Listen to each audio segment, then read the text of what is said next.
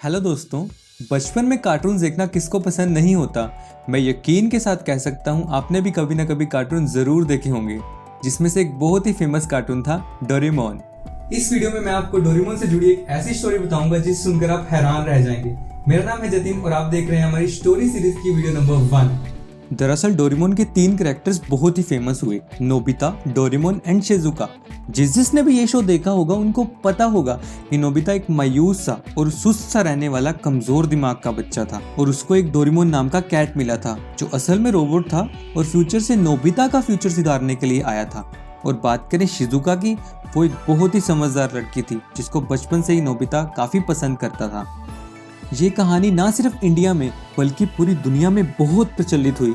लेकिन क्या आप जानते हैं इसमें दिखाया गया पात्र नोबिता वो रियल लाइफ में भी एग्जिस्ट करता था और डोरेमोन उसकी एक सोच थी, जस्ट इमेजिनेशन थी। असल में 8 साल की उम्र से ही नोबिता को एक बीमारी थी जिसका नाम था स्किज़ोफ्रेनिया। इस बीमारी की बात करें तो ये अकेलेपन से आती है, ज्यादा स्ट्रेस या डिप्रेशन से होती है। नोबिता असल जिंदगी में भी काफी कमजोर सा, सुस्त सा रहने वाला बच्चा था। हाँ, बिल्कुल वैसे ही जैसे आप टीवी में देखा करते थे, बहुत मायूस सा, अकेला रहने वाला। और इसी करके उसके ज़्यादा दोस्त भी नहीं बनते थे और ना ही उसे घर से ज़्यादा प्यार मिलता था। हमेशा डांट पड़ती थी कि तेरा ध्यान पढ़ाई में क्यों नहीं लगता, और यहाँ तक कि उसके स्कूल के सभी दोस्त भी उससे दूर भागते थे। यही सब कारणों से नोबिता बचपन से ही अपने आप को बहुत अकेला समझता था और इसी रीज़न से उसको स्किज़ोफ्रेनिया हो गया। ये एक ऐसी बीमारी है जिसमें इंसान अपनी इमेजिन की हुई चीज़ों को अपने सामने देख सकता है। नोबिता के साथ भी ऐसा ही हुआ। अकेलेपन के कारण नोबिता के दिमाग में डोरेमोन नाम की चीज पैदा हो गई। उसे ऐसा लगता था कि मेरे आसपास मेरा एक दोस्त रहता है जो मेरी हर ख्वाहिश को पूरी करता है, मेरा बेस्ट फ्रेंड है और मैं जो भी चाहता हूँ मुझे ला कर देता है। इसी इमेजिनेशन में नोबिता ने न जाने कितने ही साल निकाल दिए और नो डाउट वो बहुत खुश भी रहने लगा। अपने इमेजिनरी दोस्त डोरेमोन को हर पल अपने साथ महसूस करने लगा, जो असल में सिर्फ उसी को दिखाई देता था, क्योंकि वो और कुछ नहीं, जस्ट उसकी सोची गई एक सोच थी। टाइम गुजरता गया और अब नोबिता 17 साल का हो गया। एक दिन नोबिता की माँ ने उसको अकेले में बड़बड़ाते हुए देख लिया। नोबिता अपने इमेजिनरी दोस्त डोरेमोन से बात कर रहा था, जो सिर्फ उसको ही दिखता था।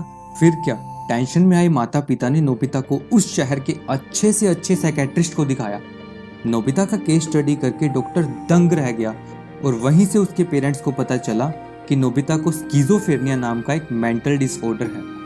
नोबिता को भी बताया गया कि जो डोरेमोन तुम्हें दिखाई देता है ना, वो असल में इस दुनिया में एग्जिस्ट ही नहीं करता, वो सिर्फ और सिर्फ तुम्हारी इमेजिनेशन है। तभी उसे कोई और नहीं देख सकता, सिर्फ तुम देख सकते हो, और वो भी तुम्हारे इस पागलपन के कारण। ये सुन के नोबिता हक्का बक्का रह गया। उसके लिए इस बात पर विश्वास करना बहुत मुश्किल था, क्योंकि वो उसको 8 साल की उम्र से दिखाई देता था। अब क्या, 7 साल और बीत गए, लेकिन सच्चाई ने उसको ऐसे सदमे में डाल दिया था कि अब वो और ज्यादा दुखी रहने लगा। एक दिन ऐसा आया कि उसने डिप्रेशन में आकर अपने घर में पड़ी बंदूक से अपने आप को शूट कर दिया और अपनी जान दे दी। नोबिता और उसका इमेजिनरी दोस्त दोनों वहीं खत्म हो गए। तो ये थी नोबिता और डोरेमोन की रियल स्टोरी, जिससे इंस्पायर होकर फूजी फूजी नाम के राइटर ने एक स्टोरी लिखी जो आप कार्टून के रूप में देखा करते थे। अब आप ये तो समझ ही गए होंगे कि स्किज़ोफ्रेनिया कैसी बीमारी है और इसमें क्या होता है। तो दोस्तों, लाइफ में एक बात जरूर याद रखना कि जब भी आपको कोई अकेलेपन में नजर आए, डिप्रेशन में दिखे, तो उसका साथ देने की जरूर कोशिश करें। हो सकता है आपकी एक छोटी सी कोशिश किसी को कोई गलत कदम उठाने से रोक ले। आई होप आपको ये वीडियो पसंद आई होगी। अगर हाँ तो इसे लाइक जरूर करें। इसी टाइप की और वीडियोस देखने के लिए आप इस चैनल को सब्सक्राइब कर सकते हैं। And finally, thanks for watching.